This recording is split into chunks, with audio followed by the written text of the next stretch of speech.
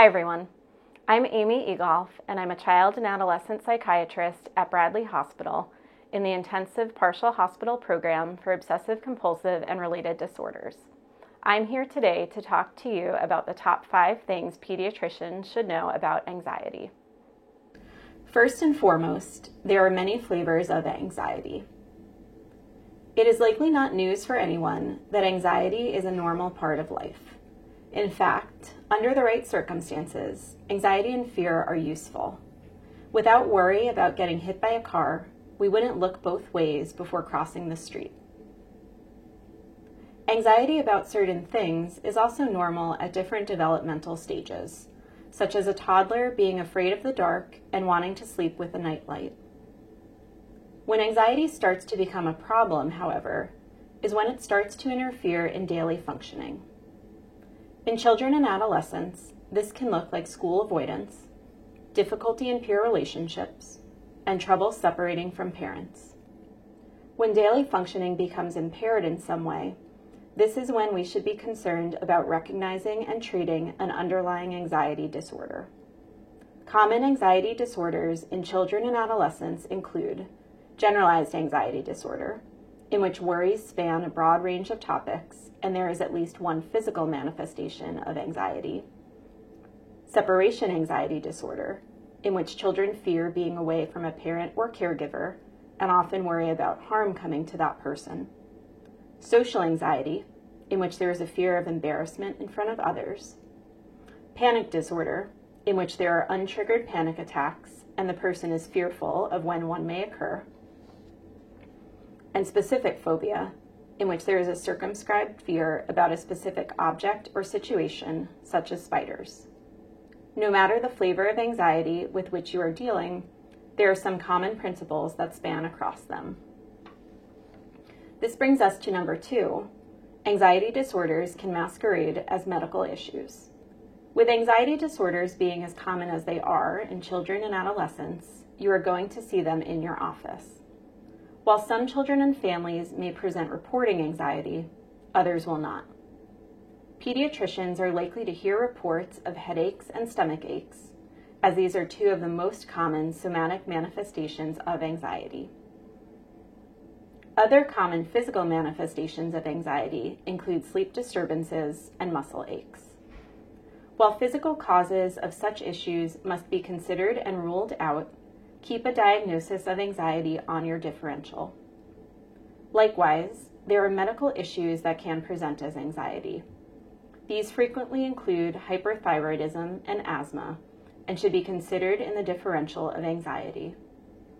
In considering a diagnosis of an anxiety disorder, you should obtain information from both the child and parent.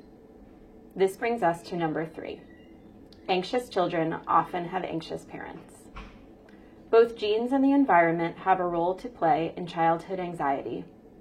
From our work treating children and adolescents with anxiety, we know all too well that anxious children often have anxious parents.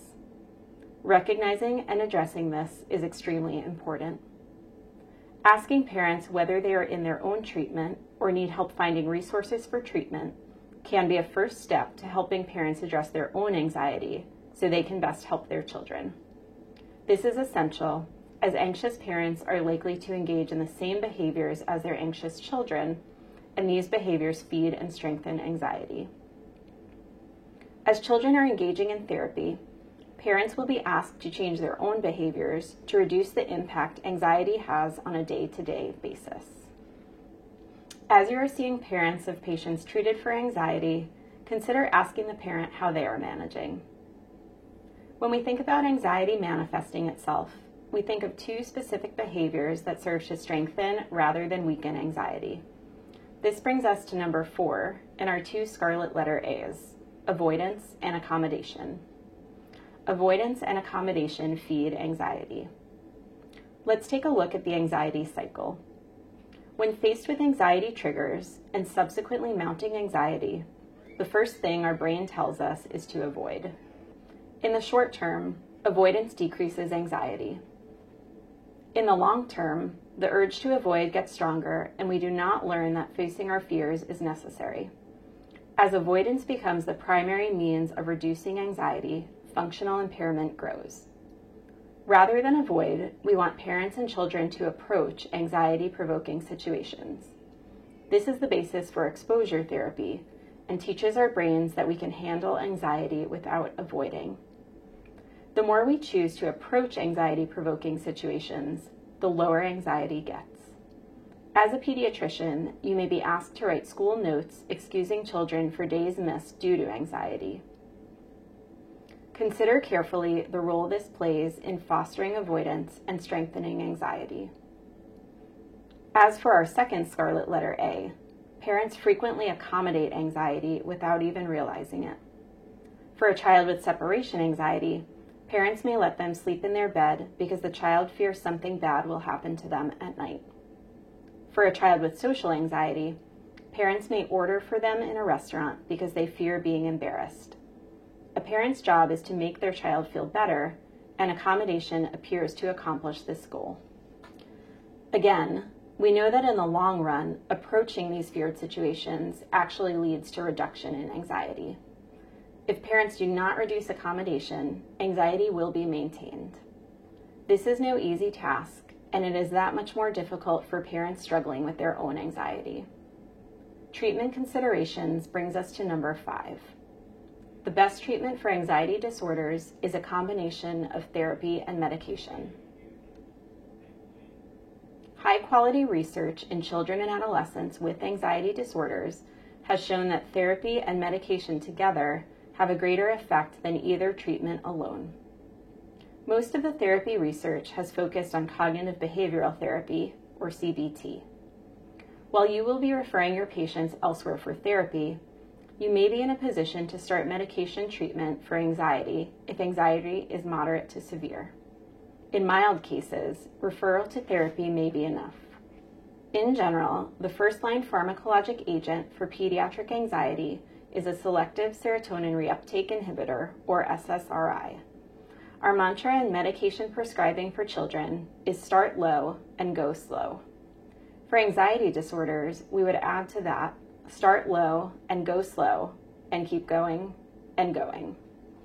Oftentimes, anxiety disorders, as well as obsessive compulsive disorder, require medication doses at the higher end of the FDA-approved dosing range. If anxiety is only partially responsive to a low dose of an SSRI, this does not mean it is a failed treatment. Rather, higher doses of the medication may be necessary.